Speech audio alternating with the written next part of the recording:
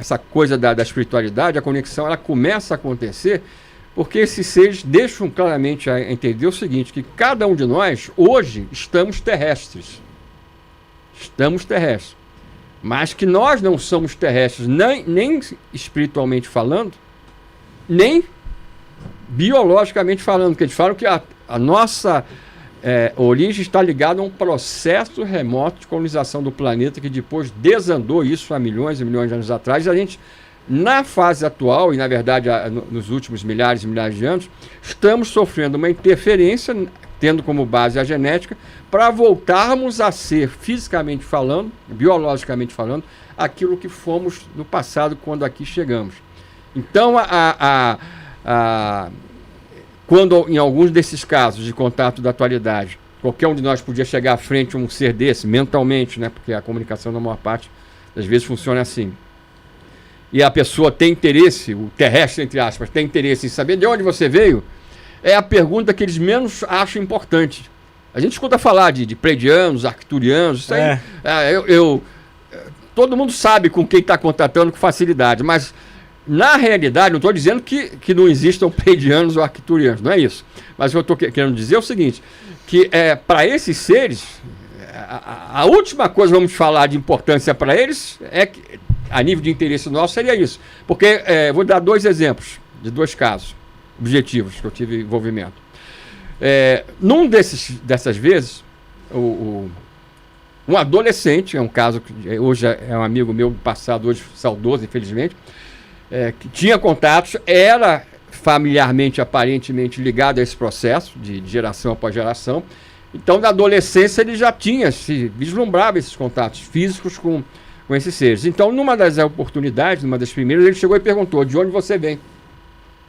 Sabem qual foi a resposta que ele teve do ser? Aí vai entrar num outro aspecto desse sentido maior dessa presença toda. O ser disse para ele o seguinte: olha, eu não sei aonde você começa e eu termino, já que nós somos um mesmo. Foi bem filosófico, né? Foi bem... quer dizer, é uma resposta que ele não esperava. Aí ele falou: sou Shakespeare. Tá certo? No outro caso, aí foi uma coisa mais didática em que foi colocada a entidade, é um caso lá perto mesmo da Serra da Beleza, que eu tive a chance de investigar, mas não lá exatamente.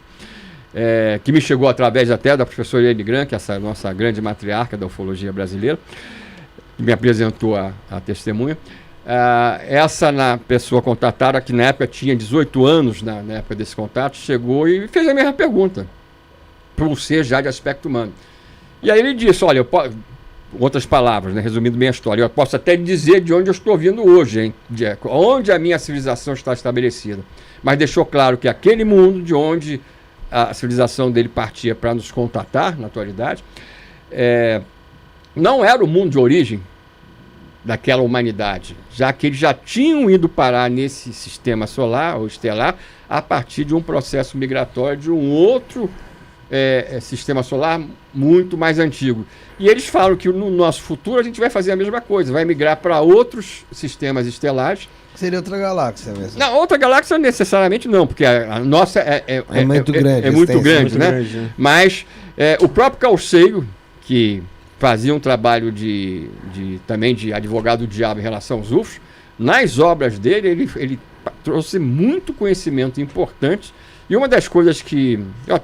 o meu segundo livro sobre essa questão da origem não terrestre da humanidade, que tem o título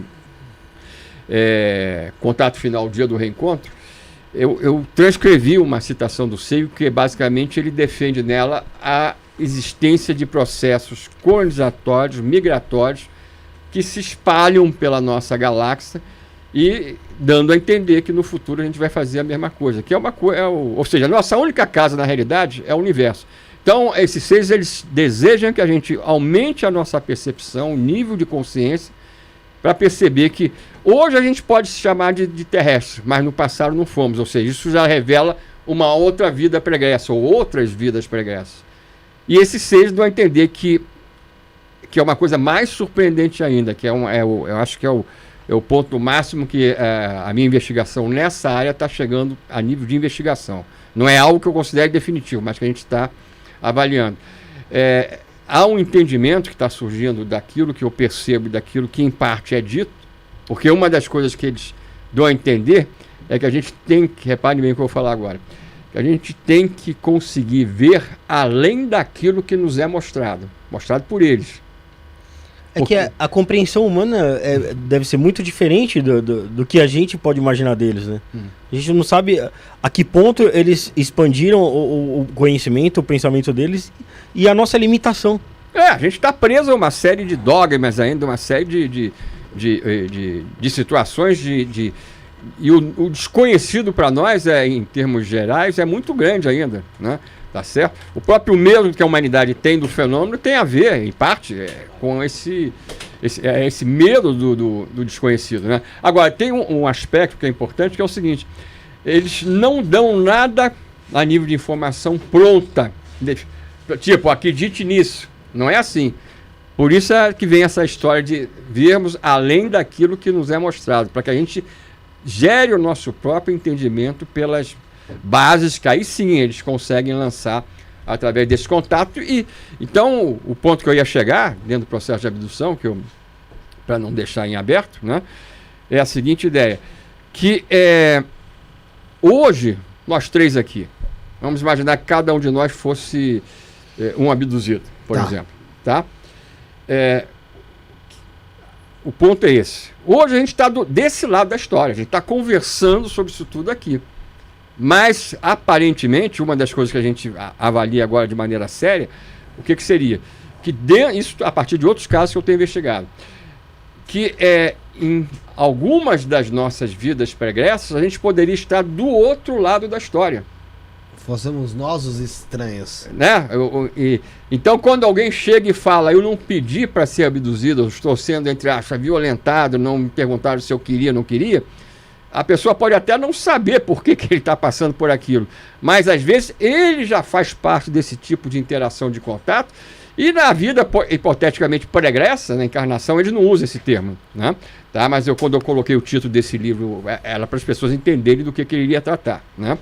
Mas a perspectiva de contato é que justamente você, na verdade, ou deu, entre aspas, o consentimento, resolveu vir para cá para fazer uma determinada missão, ou até essa coisa do não consentimento não tem sentido se todos nós fazemos parte de um processo que não é terrestre, mas vamos chamar galáctico ou universal, que está ligado à própria intimidade da evolução da vida e do próprio universo, né?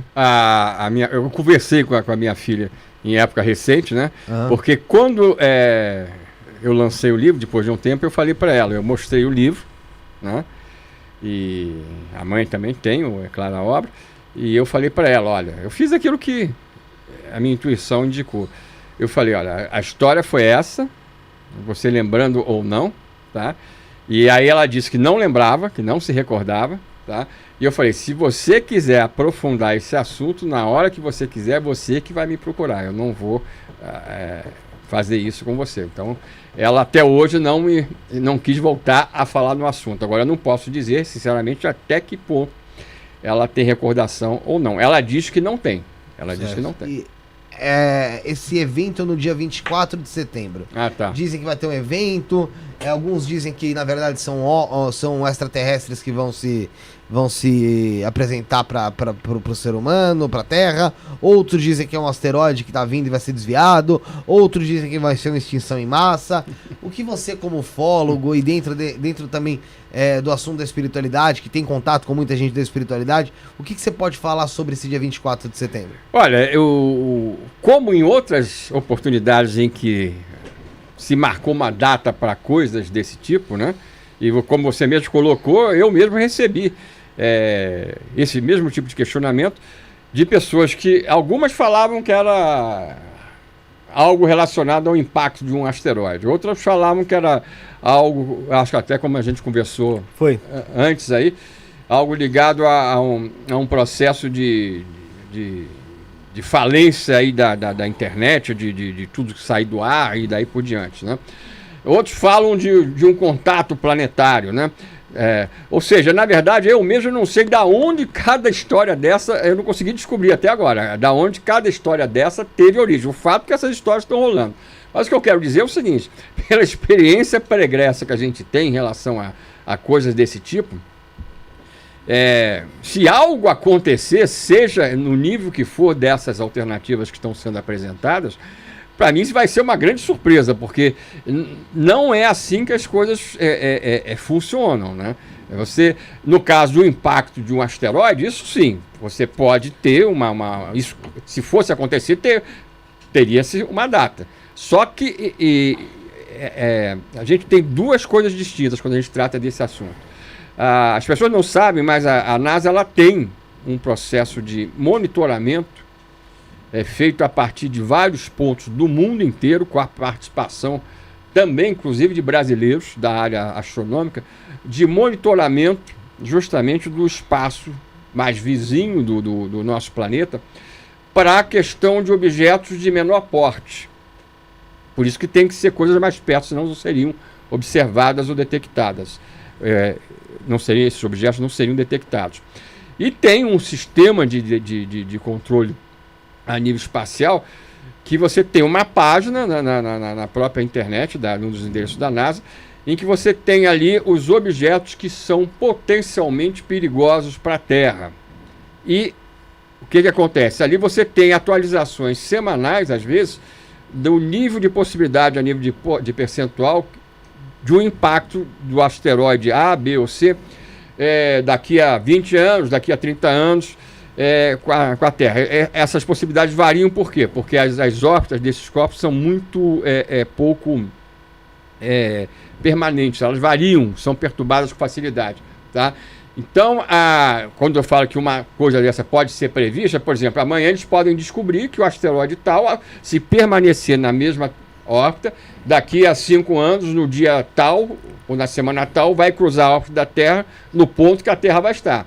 Porque o que mais acontece, tem gente que já me mandou, olha, a NASA está falando que vai acontecer o impacto no dia tal aqui. Aí me manda o link, aí eu entro e eu vejo, não, o que está ali estabelecido, sendo divulgado pela NASA, é que aquele corpo, no caso aquele asteroide, vai cruzar a órbita da Terra naquele dia, só que a Terra, por felicidade nossa, nessas coisas do passado, estava do outro lado do Sol, então, entendeu? Então, eu sinceramente não acredito que nenhuma dessas coisas que estão sendo colocadas como ligadas agora ao dia de sábado, né, que 24 é sábado, né?